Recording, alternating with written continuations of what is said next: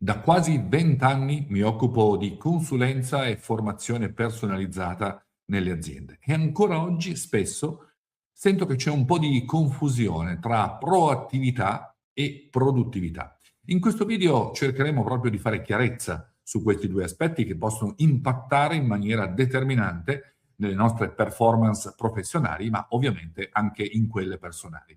Io sono Alessandro Ferrari e questo è un estratto del mio articolo completo che puoi leggere sul mio blog. Trovi il link in descrizione o direttamente nel primo commento. Veniamo a noi, proattività e produttività. Mi aiuterò con qualche slide per essere, mi auguro, più chiaro.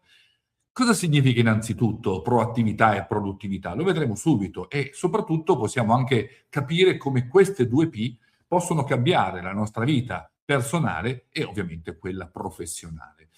Ovviamente essere produttivi o proattivi è una scelta, non è un talento innato. Spesso si confonde questo aspetto. Quante volte sento dire anche, che ne so, venditori si nasce e non ci si diventa, proattivi si nasce e non si diventa. Non è assolutamente vero. Come ogni capacità può essere ovviamente imparata, a patto che lo si voglia. Io in effetti ho visto professionisti intelligenti e preparati rimanere fermi al palo, non perché non sapessero cosa fare, ma perché aspettavano il momento giusto, la cosiddetta paralisi da analisi. Ho scritto anche altri articoli sui miei blog proprio su questo fenomeno. Dall'altra parte invece persone magari meno preparate, ma proattive.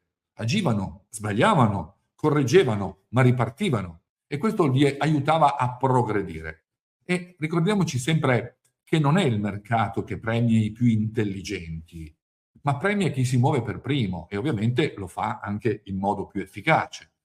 I migliori strumenti, ovviamente non ho la presunzione di voler essere esaustivo con questa molto breve tabella, diciamo così, ma anche basandomi sulla mia esperienza, sull'esperienza personale, quella che condivido con tanti miei clienti, ho voluto mettere diciamo, i tool, gli strumenti più diffusi. Ce ne sono ovviamente a decine di altri e se tu usi altri strumenti e ti trovi bene, chiaramente continua ad usare quello. Quindi in questa tabella, così velocemente, strumento, il tipo di complessità, quali sono i suoi punti di forza e per che cosa è particolarmente ideale, senza che possa essere anche per altre cose. Ad esempio, Apple Note, che io ho riscoperto molto, soprattutto in questo ultimo periodo, ha una complessità molto bassa, quindi alla portata di tutti. Ha una velocità e una semplicità veramente estrema ed è ideale per idee a punti rapidi. Ovviamente il fatto che sia anche in cloud, che io sia sullo smartphone, il tablet, il PC, in qualsiasi posto, in qualsiasi luogo, posso prendere note velocissimamente e ritrovarmele ovviamente in tempo reale su tutti i miei dispositivi. Promemoria di Apple, altro strumento che ho cominciato ad apprezzare soprattutto in questo ultimo periodo dopo averlo snobbato per tanto tempo. A dire il vero, anche perché hanno fatto in queste ultime versioni delle grandi migliorie, hanno veramente apportato tanti aggiornamenti. Anche in questo caso la complessità è decisamente bassa. Automazione e sincronizzazione sicuramente sono i suoi punti di forza ed è ideale per le attività quotidiane. La mia to-do list, così come la vogliamo chiamare, ovviamente io adesso la faccio solo ed esclusivamente con il promemoria di Apple. E poi c'è Todoist, un altro strumento a cui sono comunque particolarmente affezionato. L'ho usato per tanti anni e ancora oggi, pur prediligendo il promemoria di Apple, è sempre lì e spesso li sincronizzo per non perdere, diciamo, questo strumento a me molto caro. In questo caso la complessità è media, nel senso che ha più funzioni, puoi personalizzarlo ulteriormente, quindi se hai delle esigenze specifiche, certo Todoist può offrirti qualche opportunità in più. I suoi punti di forza sono che veramente puoi organizzare in modo potente i tuoi progetti, tutte le tue attività che devi fare e quant'altro. Ed è ovviamente ideale per professionisti e freelance. E poi abbiamo Notion. Questo è nato qualche anno fa, la complessità effettivamente è alta, ma ha anche una massima possibilità di personalizzazione. Se ti piace smanettare un po' di più, come si dice in gergo, ma avere una personalizzazione perfetta e precisa, sicuramente Notion può essere il tuo strumento. Ovviamente c'è una versione gratuita che già di per sé fa praticamente tutto e c'è una versione a pagamento per i più esigenti dove magari con un piccolo canone mensile puoi avere qualche funzione in più. È ideale per tutto ovviamente, ma soprattutto per progetti particolarmente complessi. Trello, che ho usato in passato, molto bello da un punto di vista grafico, e anche in questo caso la complessità è veramente bassa, il suo punto di forza è il Kanban intuitivo, tutto di immagini, no? Con la dashboard in Kanban dove puoi spostare in un click una attività da un contenitore all'altro, e questo è ideale per team, progetti semplici. E poi Asana, medio-alta anche in questo caso la complessità, particolarmente personalizzabile. Questo è particolarmente efficace se devi gestire un team di più persone ed è ideale quindi per aziende o per team organizzati. Ovviamente, come ho detto, non ho la presunzione di essere esaustivo, ci sono decine e decine di altri programmi, qui ho voluto solo racchiudere i principali che anche io ho utilizzato o utilizzo da anni e quindi il mio, come dire, giudizio si basa proprio su esperienza diretta. Ma ricordiamoci sempre che la differenza non la fa l'app in sé, ovviamente, ma come la integri nel tuo sistema. Chi è davvero proattivo non ha necessariamente il sistema più complesso, ma quello più chiaro e sostenibile. Quindi proattivo oggi anche con l'intelligenza artificiale e la possiamo utilizzare, certo, ma non in sostituzione, casomai come amplificatore della nostra proattività. Essere proattivi oggi significa prendere decisioni anche prima degli altri, con più informazioni e con strumenti migliori. Certamente l'intelligenza artificiale ha cambiato queste regole. Tempi ridotti, operazioni più veloci, meno lavoro manuale, cose che un tempo magari mi ci volevano ore o giorni, oggi riesco a condensarlo veramente nel giro di qualche minuto o di qualche ora. Quindi riducendo in effetti i tempi di esecuzione per 2, per 3, per 5, spesso qualità superiore, perché contenuti e analisi di livello più alto. Possiamo, come dire, analizzare contemporaneamente più dati, cosa che se dovessimo farlo ancora manualmente ci impiegheremmo molto più tempo e ovviamente con un margine di errore più elevato. Attenzione, l'intelligenza artificiale amplifica chi sei già, come ho detto, non ci sostituisce, ma può amplificarci. Se sei reattivo, ovviamente può aiutarti a reagire più in fretta. Se sei proattivo, puoi diventare più strategico. E devo dire che da questo punto di vista mi ha aiutato molto in questi ultimi anni. Anticipare, prepararsi, ottimizzare, queste sono le 3 regole di base. Questa infografica, che trovi ovviamente anche all'interno dell'articolo, ci dice proprio questo. Anticipare significa identificare i trend prima degli altri per trasformare i cambiamenti in opportunità. Prepararsi significa sviluppare piani di contingenza per affrontare le difficoltà, perché accadranno, ma farlo con maggiore lucidità e soprattutto con metodo. E poi ottimizzare, non certamente meno importante, quindi ridurre lo stress focalizzando tempo ed energia su azioni ad alto impatto. In questa infografica ho voluto proprio racchiudere questi 3 concetti veramente molto ma molto importanti. Perché oggi, ancor più di ieri, essere proattivi è indispensabile? Il contesto lavorativo è più veloce, più competitivo, più imprevedibile. Chi rimane fermo rischia di trovarsi fuori gioco dalla sera alla mattina, non per mancanza di competenze, ma perché gli altri si muovono prima. Quindi anticipare i cambiamenti significa non aspettare che nuovi strumenti o piattaforme diventino obbligatori. Inizia prima.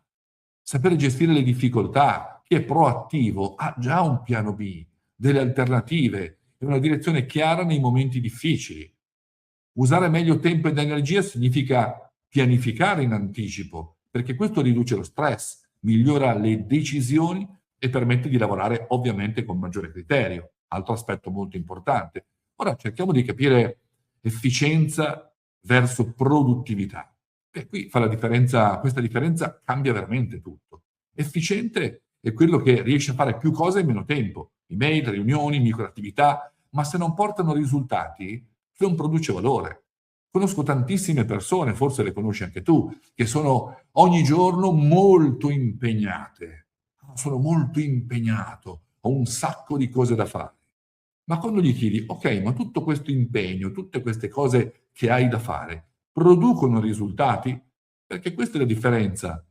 E qui sta l'efficienza. Produttivo e proattivo seleziona le attività davvero rilevanti, elimina il superfluo, lavora sulle priorità reali, evita le distrazioni, fa meno cose ma ottiene risultati migliori. Come essere quindi proattivo ogni giorno nella vita privata così come in quella professionale? Beh, ho voluto riassumere in questa slide 3 concetti. Time blocking, la tecnica Pomodoro, che ho scoperto qualche anno fa e di cui mi sono innamorato, a cui non posso più fare a meno, e la semplicità, perché questa batte sempre la complessità. Quindi time blocking, primo aspetto, blocca in agenda le attività importanti. Non dire se mi avanza tempo. Se io so che tra 2 giorni voglio fare quella cosa e mi ci vorrà 1 ora, 2 ore, un pomeriggio, io segno già in agenda quello spazio come impegnato e cascasse il mondo rimani impegnato. Se invece io cerco sempre di fare le cose incastrandole in mezzo a spazi che si sono creati tra un'attività e l'altra, difficilmente potrò essere produttivo e proattivo. E questo, se può aiutarti, ti dico, usa la tecnica Pomodoro. 25 minuti di lavoro intenso, 5 minuti di pausa. 3-4 ore di fila concentrati su una cosa ci rende veramente poco produttivi, perché dopo 25-30 minuti è umanamente comprensibile e fisiologicamente comprensibile il fatto che la nostra curva di attenzione si abbassi in maniera esponenziale. Quindi quei 5 minuti, che apparentemente potrebbero sembrare una perdita di tempo, invece migliorano tantissimo la nostra produttività e proattività. Questo ci aiuta a mantenere alta la concentrazione ed evita ovviamente dispersioni. E poi, come ho detto, il terzo punto, semplicità batte la complessità. Un sistema semplice, usato ogni giorno, vale più di un perfetto abbandonato dopo una settimana. Ecco perché, tornando alla slide precedente, senza nulla togliere ovviamente a Todoist, a cui rimango veramente molto affezionato, però mi ero reso conto che era più il tempo che passavo per cercare di capire come creare il progetto nel modo corretto, come inserirlo in Todoist e quant'altro, quando invece con promemoria scrivo, digetto e ho tutto lì.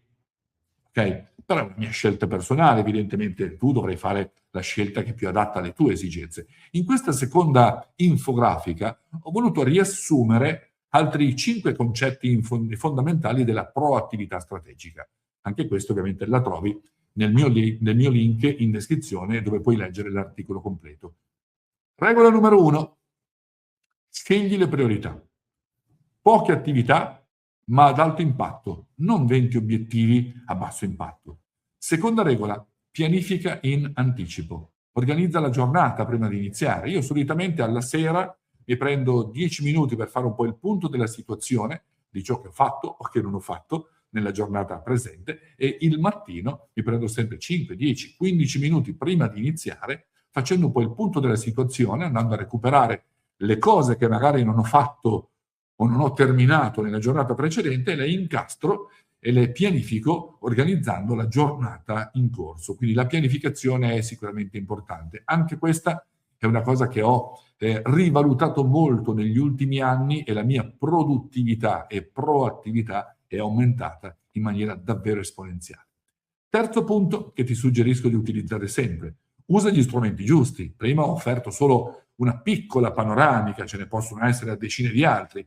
Scegli gli strumenti giusti per le tue reali esigenze. Spesso siamo sovradimensionati.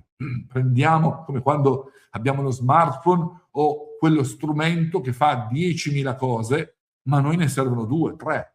Però vogliamo avere tutto quello che è possibile immaginare e oltre, anche se poi non ci servirà. E questa volta ci porta poi a volere per forza usare quella funzione, per forza usare quello strumento, anche se ci rendiamo conto che in effetti a noi non serve. Quindi semplifica, non complicare la tua vita e la tua attività. Quarto punto, aggiornati con criterio. Il mondo va avanti, ma impara solo ciò che genera valore reale. Siamo soggetti ogni giorno a centinaia, migliaia di stimoli, nuovi tool, nuove idee, nuove strategie, nuovi passi in avanti dell'intelligenza artificiale. Quindi la tentazione di voler sapere tutto, un po' di tutto, di essere aggiornati su tutto, è certamente interessante. La curiosità fa parte, no, della proattività e anche della produttività, ma se è fine a se stessa la curiosità, rischia veramente di complicarci la vita e di togliere focus dalle cose realmente importanti. Quindi attenzione, aggiornati, ma fallo con criterio. Quinto punto, certamente non meno importante, verifica e correggi. Analizza i risultati e adatta il metodo. Vedo persone che partono e poi vanno avanti come fossero un rullo compressore. Vai avanti, fallo anche come un rullo compressore, ma ogni tanto fermati, analizza i dati. Se quello che stai facendo sta producendo i risultati aspettati o desiderati, ok, ma se dopo un po' ti rendi conto che non funziona, devi chiederti: è la cosa giusta da fare? Oppure è la cosa giusta ma non la sto facendo nel modo giusto? Oppure è la cosa giusta, magari la sto facendo anche nel modo giusto, ma nel momento sbagliato? Quindi fatti sempre queste domande perché possono fare veramente una grande differenza. E per arrivare alla conclusione di questo video, un'altra infografica che trovi sempre ovviamente nell'articolo completo. Un po' uno sprone, un inizia oggi. Come puoi farlo? Anche in questo caso 5 spunti di riflessione. 1. Autoriflessione. Cosa posso fare oggi per prepararmi per domani? Anticipa invece di reagire. Quindi questa domanda, se te la fai ogni giorno, sono sicuro che quasi ogni giorno troverai qualcosa che puoi preparare per affrontare meglio quello che potrebbe accadere domani. Secondo aspetto, formazione mirata, come ho detto, e poi da chi si occupa di formazione ovviamente non può che essere un dogma quasi. Formazione mirata, impara però solo ciò che genera valore. Chiediti, quello che sto imparando o quel tool o quella cosa che voglio imparare a fare mi aiuterà a produrre reale valore per la mia attività, per la mia vita, per ciò di cui mi sto occupando? O è semplicemente un voler imparare una cosa in più per il vezzo di saperla, ma non mi porterà reali risultati? Ovviamente non c'è niente di male ad imparare qualcosa che esula o qualcosa che esula dal nostro contesto o che è un po' più frivolo, ma facciamolo solo dopo che abbiamo già fatto tutto ciò che dovevamo fare per la nostra produttività e proattività. Se ci avanza tempo, possiamo fare anche del resto. Terzo aspetto, esci dalla zona di comfort. Quante volte ancora oggi, quando vado in azienda, sento imprenditori, venditori che si trincerano dietro al famoso o famigerato: ma io ho sempre fatto così, ma io vendo da 30 anni, ma la mia famiglia è una famiglia di imprenditori da 3 generazioni, come dire, lo faccio da 30 anni, cosa vuoi che abbia da imparare? So già far tutto. Siamo una famiglia di imprenditori da 3 generazioni, siamo fantastici, siamo perfetti. Ecco, questa è la trappola più grande. Mai pensare di essere arrivati. Ovviamente questo senza voler disconoscere la nostra esperienza maturata negli anni. Questo certamente ha contribuito a rafforzare quella curva di esperienza che ci porterà magari ad avere quella maggiore proattività per reagire a situazioni, ad azioni che magari in passato, in modo simile o apparentemente simile, abbiamo già vissuto, e quindi questo ci permette di reagire in modo più efficace, ma mai pensare di essere arrivati, di io so già tutto. Il mondo cambia, i consumatori cambiano, il modo di comunicare cambiano, le persone scelgono in modo diverso, interagiscono in modo diverso, anche solo rispetto a 4-5 anni fa. Quindi immaginiamoci la differenza di oggi rispetto a 10, 15, 20, 30 anni fa. E ovviamente questo è in continuo divenire. Probabilmente quello che ci stiamo dicendo oggi, fra un anno, fra 3 anni, fra 5 anni, bisognerà cambiarlo, adeguarlo. Quindi esci dalla zona di comfort. Quarto aspetto, cerca feedback. Cerca feedback, cioè confrontati con chi ha esperienza per migliorare più velocemente. Si dice spesso che un corso di formazione o un libro è molto più di un po' di carta o qualche ora dedicata ad ascoltare qualcuno, ma è magari avere un concentrato di esperienze altrui, a volte anche di vite intere, che nel giro di qualche ora, di qualche decina o centinaia di pagine possono trasmetterci veramente tanta esperienza. Quindi ascoltiamo i feedback. E quinto punto, non certamente meno importante, agisci subito.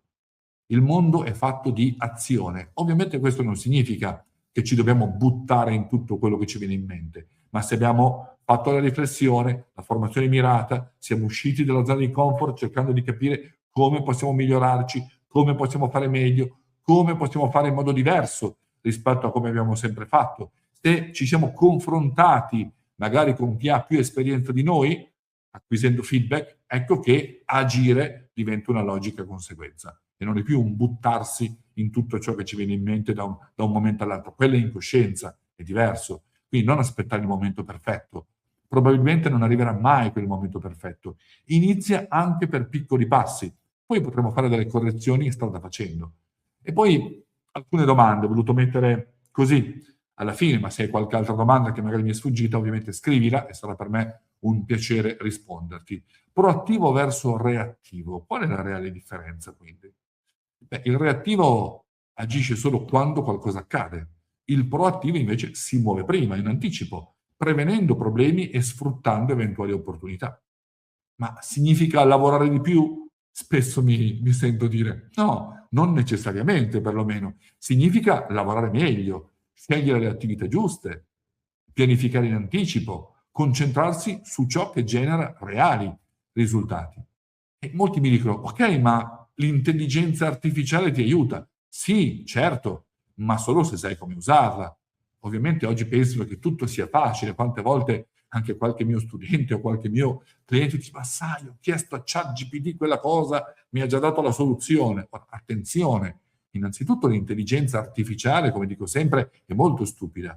Se non gli dai l'input corretto, rischia di darti un output non corretto. Se tu chiedi all'intelligenza artificiale se la tua idea è fantastica, quasi sicuramente ti dirà che è fantastica, anche se non è così, perché tende a darci ragione. Quindi il prompt engineering, creare dei progetti o dei gem, dipende dallo strumento che utilizzi, ChatGPT, Gemini, Claude, ok? È fondamentale. Quindi certo che l'intelligenza artificiale ci aiuta, ma può amplificare la nostra proattività, ma non la crea. Se sai cosa fare, ti accelera ovviamente. E un'ultima domanda, torniamo, no, al famoso pensiero con cui ho aperto questo video. Ma proattivi si nasce o ci si diventa? Si può imparare, assolutamente sì. La proattività non è innata, si sviluppa con metodo, con pratica, con consapevolezza quotidiana. Quindi non desistere, non mollare. Se vuoi sviluppare la tua proattività, lo puoi fare. La vera differenza quindi non è sapere, ma è agire. Non è il mercato a determinare i risultati, l'abbiamo visto prima. Non sono nemmeno le competenze da sole, ma è la capacità di essere proattivo nel momento giusto, saper mettere insieme le competenze, il momento giusto e l'azione giusta, con ovviamente una strategia di fondo che deve guidare il tutto. Quindi scegli prima, pianifica meglio, agisci con metodo e correggi continuamente, strada facendo. Mi fermo qui, ovviamente se vuoi leggere l'articolo completo lo trovi sul mio blog, il link è in descrizione a questo video e ovviamente anche nel primo commento. Per il resto, se ti va e se vuoi rimanere aggiornato o aggiornata su temi inerenti alla comunicazione, il marketing, le strategie, l'intelligenza artificiale utilizzata in modo strategico, questo forse è il canale giusto. Quindi ti invito a mettere un like intanto a questo video, a commentare e perché no, a seguire anche il canale attivando la campanella. Per il momento mi fermo qui e noi ci vediamo al prossimo video.